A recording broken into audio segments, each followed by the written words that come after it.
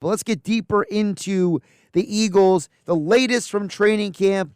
And joining us now is Adam Caplan for Football at 4, powered by the Inside the Birds podcast, InsideTheBirds.com, as Adam Caplan joins us now on 97.3 ESPN. Adam, welcome in. How you doing today? Josh, I am well. Just saw my friends at Stretch Zone, feeling good and getting ready to go to yet another Eagles-Browns joint practice, my third in the last 4 years. Yeah, Stefanski and Sirianni, they basically become friends at this point, it seems like, the way they talk about each other in some of these press conferences. Yeah. But on the field, Adam, is where we got to go, because we got to start with the big news that dropped yesterday. Landon Dickerson.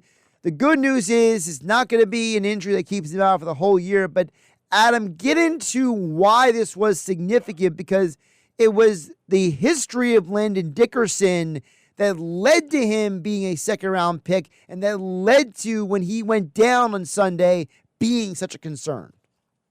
Yeah, Josh, if you look at Landon Dickerson's injury history, particularly with both knees, it's significant. He's had both ACLs repaired.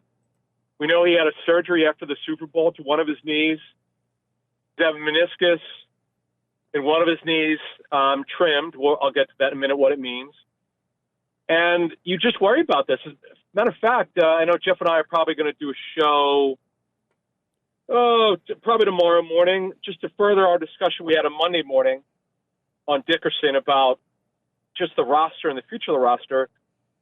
The Eagles have 13 draft picks next year. You can't use all of them. There's nobody picks 13 players. One of them's got to be, Josh, a developmental third-round pick, fourth-round pick, kind of like Jack Driscoll was a jack of all trades, spot starter if you needed to. But if Dickerson can't play, if Dean doesn't work out next year, if something happens with Cam Jurgens back next year, if Kennel's not ready next year, whatever the case may be, someone who they could cross-train who absolutely be ready. Because right now, Brett Toth is not an answer. That's a coaching term that coaches have given me over the years. What's our answer if this doesn't work? Well, Brett Toth right now would be the left guard. It's just, to me, it's not a good enough answer right now. Let's be honest about it. No, it's not. And, part of that answer with Brett Toth is also the fact, Adam, is because the guy that you traded for when you traded away C.J. Gardner-Johnson, he is also out. Kenyon Green, talk about the impact of his shoulder injury. Well, see, they made the trade for Green, as you know. He actually took a pay cut at the time of trade. His money's guaranteed, but it's under $2 million. To this point, before that shoulder issue, it hadn't worked out yet. He had not made a dent even on the second team or third team. So we're not, and that's the problem with this injury. This will be a golden opportunity. Move him into the twos, throw him in there. If you feel like he's ready to do it, see what you have. Well, they can't do that because he can't practice right now. So it's not good, Josh. The Eagles really thought, and I don't disagree with it, that their depth was pretty good. Well, you take Dickerson out, take Green out, right? And, they've got problems on the defensive line. They're down 2 tackles. They traded Booker. And now Gabe Ho, I saw him get injured Sunday night. So the depth that we thought, Josh, on this football team was great. It's severely tested right now. So now with Dickerson out, what is your expectation for the next couple of weeks with the Eagles and handling that they still need bodies, Adam, to go out there for the inter-squad practices and for these preseason games? Yeah, and you need 3 teams because if everything holds true, the only starter on either side of the football to play in the preseason last year was Mekhi Becton because although they knew he was going to start, they just wanted to get more reps. So if it holds true, like this week, obviously, when you have joint practices, and we'll explain to that in a minute in more in depth, but when you have joint practice, you typically don't play any starters. You let the backups play. But, yeah, we know Darian Kennard, who's been a right guard and right tackle. He was drafted that way by the Chiefs. Eagles are high on this player. He's got cross-trained today at left guard. It's not easy. People think it's just so easy to go from guard to guard. It's not. It's a mental thing. It's not easy. O-line coaches have told me that over the years. I had one yell at me because I said to the guy, "Hey, it can't be too hard." He goes, "No, dude, it's mentally really hard for these guys." Josh, it's one thing with Darian Kennard. If Darian Kennard got left guard reps in OTAs, I don't believe he did. that's one thing where he had already gotten reps there, but I don't believe he's gotten any in training camp. So that's not easy. Like that, this left guard thing, if Dickerson's not ready week one, that's a little bit of a quagmire right now.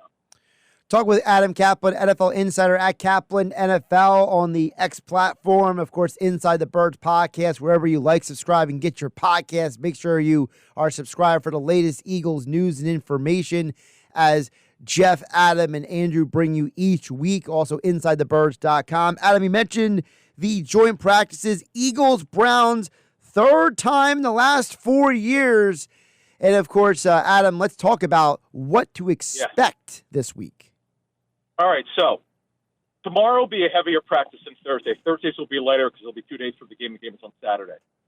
So this is where Jacorian Bennett, I know today he didn't get ones. He got work with the ones on Sunday, as I saw. This is a good opportunity against the Browns ones to roll them in there. We know that 2 other guys are competing for it. The Eagles are going to want to know, Josh, trust me on this. They're going to want to know by the end of training camp, could this guy start? Because if not, that's where Howie Roseman, again, hits 13 picks. We saw him do it with Ronald Darby, saw him do it with T.J. Gardner-Johnson, hugging up to the season, John Dotson. Howie will do whatever it takes. Someone who used to work for him told me, one of the things he really respected about Howie is he's fearless. He doesn't care. He'll do whatever he can to be great. So it makes him the NFL's best general manager. So they're gonna evaluate Bennett a little bit harder this week, and we'll see what happens. When you look at this situation, what has happened in the previous 2 inter-squad practices in your mind that is going to relay to 2025? Because, Adam, there is a lot of familiarity between these coaching staffs. Yeah. So wait, so we're talking about 2022. You were talking about the Browns Eagles joint practice, right? Yep. Okay. So 22, I was there. Josh, say the Eagles kicked their tuckuses would be a understatement. They beat the heck out of them. There was a former NFL head coach who I met who was traveling doing a training camp tour. The guy told me the Eagles were a Super Bowl team. He said it was the best team he saw. The Eagles roster was way better than the Browns. And the Eagles dominated them. Then the next year, the Browns talking to them. You don't really game plan. They did a couple things because they felt that they had to bring a little bit on their D-line versus the Eagles' offensive line. They thought the Eagles' offensive line beat them up. And they did some stunning in practice. They did a little double teaming against Cam Jurgens, as a matter of fact. I remember that 2 years ago. So that was 2 years ago. So look, if you get your ass kicked, you're going to want to show up. And those practices were more even. So look, Eagles have a better roster. And the Browns, I expect this though. I know the Eagles have some issues on the defensive line with depth and overall talent, or the edge group. The Browns' offensive line is not very good at tackle. Jack Conklin is an older tackle, done a lot of injuries. DeJuan Jones really should be playing right tackle, not left. I'm very curious, Mara, what that looks like. See if the Eagles' defensive line can handle themselves. Remember, Martin Emerson, one of the starting corners for the Browns, has a bad injury. So they're kind of light at corner. There's some things the Eagles can do with their offense and vice versa. So I'm interested. Look, you got Myles Garrett to deal with. We saw him in 101s 2 years ago. That was a challenge for the Eagles. And look, the way these are structured, Josh, the way it is there's a script. Each team hands each other a script. This is what we want to work on. I'm told you're not allowed to deviate it at all. You can't change it up. You could shorten it, but you can't. You have to go by the script. So let's say you want to do a red zone, 2-minute, 4-minute, goal line, 7-on-7s, 11-on-11s. There's just obviously special teams. It's whatever you think you need to work on, but it's got to be cleared by the opposite head coach. I won't say the head coach, but there was a head coach who went in against an NFC South team, and he changed things midway, and they actually stopped practice to say, you can't do that stuff, man. That's not right. So, again, just letting everyone know it's scripted. And then, Adam, before we let you go, what is the domino effect impact of what is going to happen on Wednesday and Thursday then to what people will see at the preseason game on Saturday? Yeah, this is a great question, Josh. See, here's the thing. If Brett Toth could potentially be starting, you gotta. This is interesting. I would think since there's a potential of him starting week one, he goes through Wednesdays and Thursdays practice, and I know it sounds crazy, And I don't know that they would do this, but they actually may hold him out because what if he gets hurt?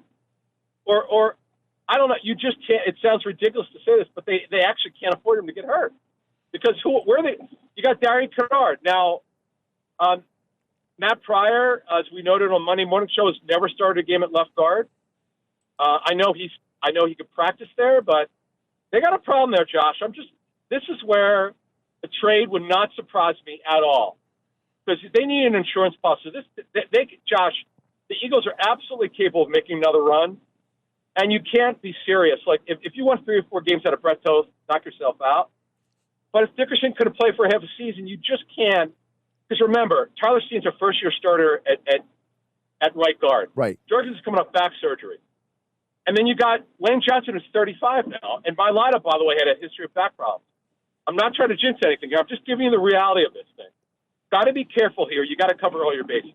Absolutely. And covering all the bases is what the guys do over at Inside the Birds, the podcast. Like, subscribe, download wherever you get your podcasts, at Caplan NFL on the Twitter X platform. And don't forget about InsideTheBirds.com. All of your Eagles coverage, everyday football at 4 with the guys from ITB here on 97.3 ESPN. Adam, great stuff. Appreciate you jumping on. Thanks. Real quick. So we did it Inside the Data with Sam, our data guy, analytics guy, and Jeff. It's up there now. You got to hear it. I looked on just Corian Bennett and a little bit on Darius Cooper, folks. You're going to love this one. You got to hear it. All right. Well, I'll put it on the queue for myself when I drive home tonight. Thanks, Adam. Thanks. You got it. Thanks, man. See you.